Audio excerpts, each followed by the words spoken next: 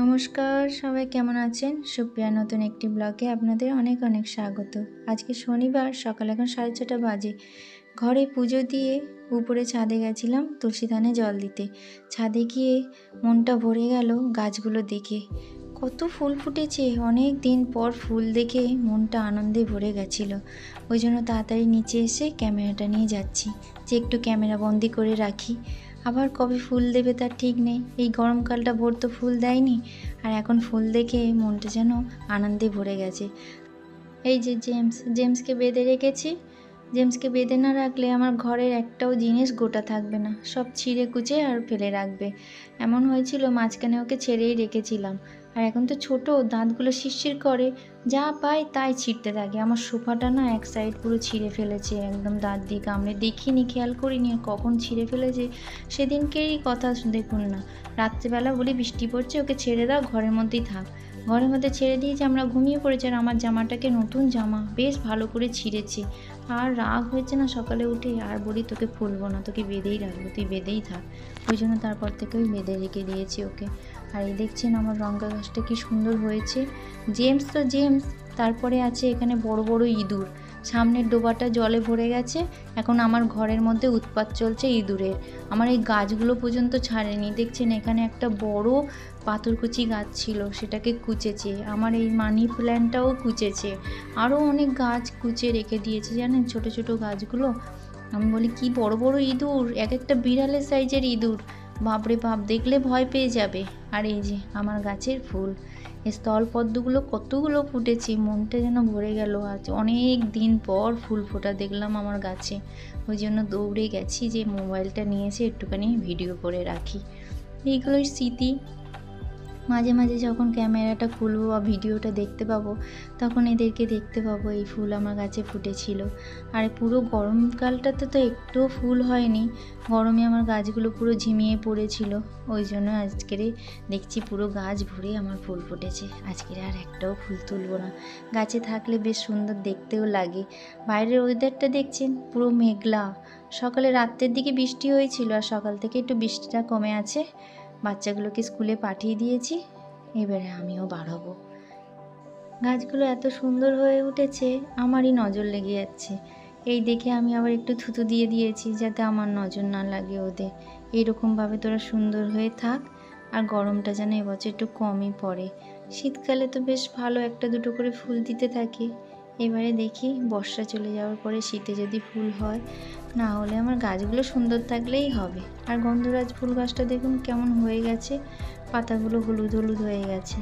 আগের বছরে বেশ ভালোই কয়েকটা ফুল দিয়েছিল, আর এবছরে এখনও পর্যন্ত ফুল দেয়নি। চলুন, আজকের আবার একটা পুজো বাড়িতে যাওয়ার আছে। আমি যেখানে সারারাতে থাকতাম, সেইখানে এক দিদির বাড়িতে পুজো রেখেছে, ওখানেই যাব। তো দুপুরে রান্নাবাড়ি করে নিয়ে তারপরে যাব ওখানে পুজোতে। বাস বেরিয়ে পড়েছি, বাস কাছাকাছি এসে গেছি। এখন প্রায় 2:30 মতন বাজে। ওদের তো পুজো বসেছে সেই সকাল 10টা থেকে। আমি এখন যাচ্ছি দুপুরে। আমার ওই কাজ বাজ সেরে নিয়ে তারপরে আমি বেরিয়েছি। দিদি বলেই দিয়েছিল তোমার যখন টাইম হবে তখন এসো। এখন এই পুজোটা রেখেছে, পুজোতে গিয়ে একটু বসবো। খাওয়া দাওয়ার রাত্রে রেখেছে, তো খাওয়া দাওয়ার জন্য রাত্রেবেলা সবাইকে নিমন্ত্রণ করেছে। ওই সবাই চেনা পরিচয়, বন্ধু বান্ধব, আত্মীয় স্বজন সবাইকেই বলেছে। এই যে এত বড় সোসাইটিটা দেখছেন, এই সোসাইটির মধ্যে বড় একটা মাঠ আছে খেলার জন্য, ছোট্ট একটা পার্ক আছে, বড় একটা ক্লাব হাউস আছে, আর তার পাশে বড় মন্দির আছে। তার পাশে আবার দুর্গা পুজো হয়, দুর্গা মন্দির আছে। তো বেশ সুন্দর জায়গাটা, বেশ বড় সড়ো। এই দেখুন আমার একটা ফ্রেন্ড যাচ্ছে সবেও, দাঁড়ান ওকেও ডাকি, ও যাবে সাথে। পিছন দিক দিয়ে আবার ডাক দিয়েছে। দাঁড়িয়ে পড়েছি, হাজব্যান্ডকে বললাম এখানে নামিয়ে দাও, ওর সাথে একসাথেই যাই দুজনে। ও বললো আমি ঘরের কাজ বাজ সেরে তারপরে আসছি। আর এই যে সোসাইটি, এই সোসাইটির এই সাইডটাতে পুরো বড় মাঠ করে দিয়েছে। এখানে বিকেল হলেই সবাই এখানে এসে বসে গল্প করে, বাচ্চারা খেলা করে, বড়রা ক্রিকেট খেলে। সামনে এই ক্লাব হাউসটা দেখছেন, ওই ক্লাব হাউসে আবার বিয়ে বলুন, কোনো অনুষ্ঠান বলুন, ওখানে ভাড়া দেয়।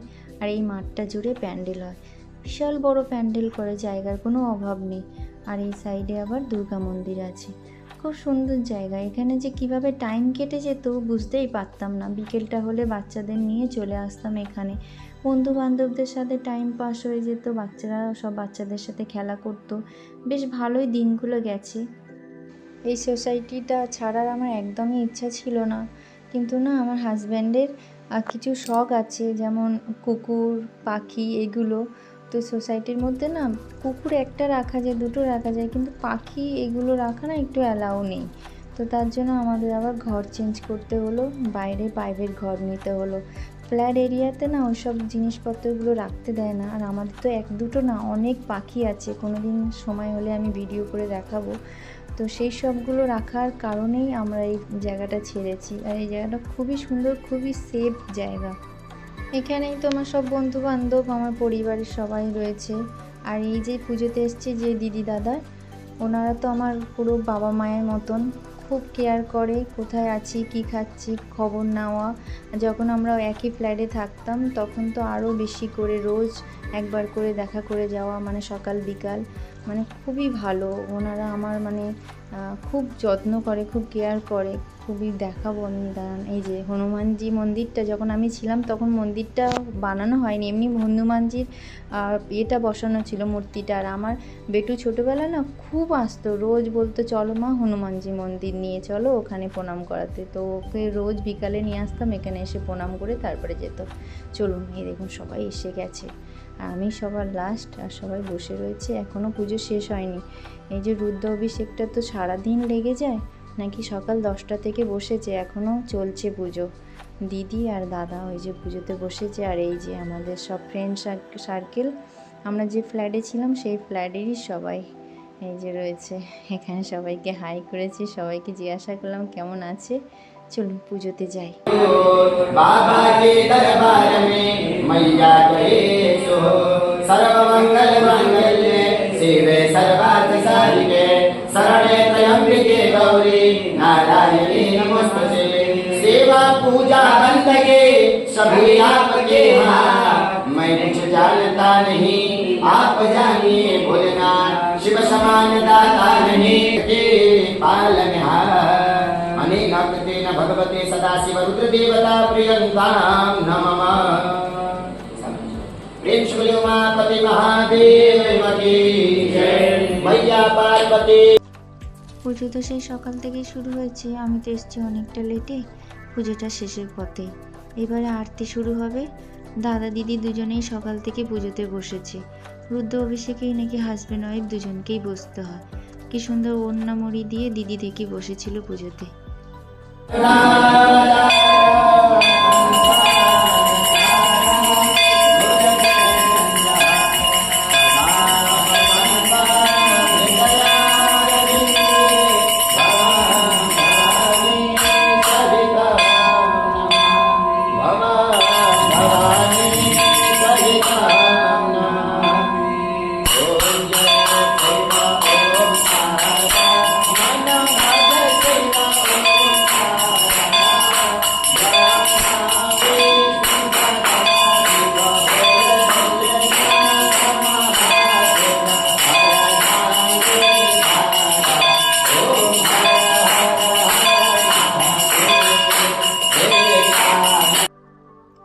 আরতি শেষ হওয়ার পর দিদিদের বললাম দুজনে আপনারা বসুন, আপনাদের ফটো তুলি আর একটু ভিডিও বানিয়ে রাখি, এটাই স্মৃতি হয়ে থাকবে আমাদের কাছে। এত সুন্দর লাগছে আপনাদের।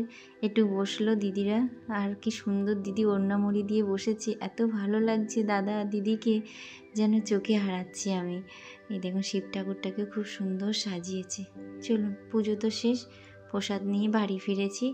যাওয়ার পথেই 4 নম্বরে দেখছিলাম খুব সুন্দর শিবের মূর্তি বানিয়ে এখানে ভজন শুরু হচ্ছে। শিব ঠাকুরটা বানিয়েছে বরফ দিয়ে, কি সুন্দর লাগছে দেখুন। আজকে সন্ধেবেলা যাওয়ার পথেই দেখছিলাম যে এইখানটায় ভজন রেখেছে আর শিব ঠাকুরের বরফ দিয়ে মূর্তি বানিয়েছে, কি অপূর্ব লাগছে। দেখুন জল পড়ছে, দেখেছেন? বরফটা আস্তে আস্তে গলছে, প্রচণ্ড গরম তো, আর গরমে বরফ কতক্ষণ থাকবে তার ঠিক নেই। এখনও ভজন শুরু হয়নি, এখন তো সন্ধ্যে সবে 7টা মতন বাজে, এখনও পর্যন্ত ভজন শুরু হয়নি। এখন এই সব মাইক টেস্টিং চলছে। ভজন শেষ হতে হতে না বরফ গলে যায় শিব ঠাকুরের।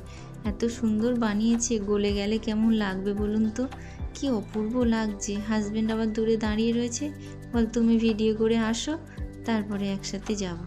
চলুন, হয়ে গেছে, এবার যাই দিদির বাড়িতে, অনেকটাই দেরি হয়ে গেছে। এই যে আমাদের দিদা, আমি চলে এসেছি দিদিদের বাড়িতে। এটা দিদির শাশুড়ি মা, আর দাদার হচ্ছে কি মা।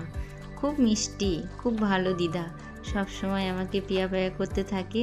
আমারও বেশ ভালো লাগে এই দিদাকে। অনেক দিন পর দেখা হয়েছে তো একটু প্রণাম করে নিলাম। আর কি কি রান্না হয়েছে আজকে তো সব নিরামিষ। এই দেখুন, এটা হচ্ছে ধনেপাতার চাটনি, আর এখানে হচ্ছে পায়েস বানিয়েছে, কাবলি চানা, আর হচ্ছে কি পনির দিয়ে একটা তরকারি করেছে। সবই নিরামিষ বানিয়েছে, আজ নিরামিষই সব। আর এটাও কাবলি চানা, এদিকে লুচি, আর একটা পটল আলুর তরকারি বানিয়েছে, এটার মধ্যেও লুচি রয়েছে। এই যে পটল আলুর তরকারি, বেশ ভালো মেনুটা। রাত্রেবেলা খাওয়া দাওয়া করে, এখনও পর্যন্ত কেউ আসেনি, আমি এসছি আর কয়েকজন এসছে, সবাই খাওয়া দাওয়া করে চলে গেছে। লাস্টে আমরা খেতে বসেছি, দিদিকে বলছিলাম তুমিও বসে পড়ো। দিদি তো সারাদিন না খেয়ে রয়েছে, খেতে আর ইচ্ছা করছে না দিদির। চলুন আমরাও খাওয়া দাওয়া করে বাড়ি যাব, অনেকটাই রাত হয়ে গেছে, প্রায় 10:30 মতন বাজে। তাহলে ভিডিওটা এখানেই শেষ করছি। সবাই ভালো থাকবেন, সুস্থ থাকবেন, নিজেদের খেয়াল রাখবেন। ভিডিওটা ভালো লাগলে অবশ্যই একটা লাইক করবেন।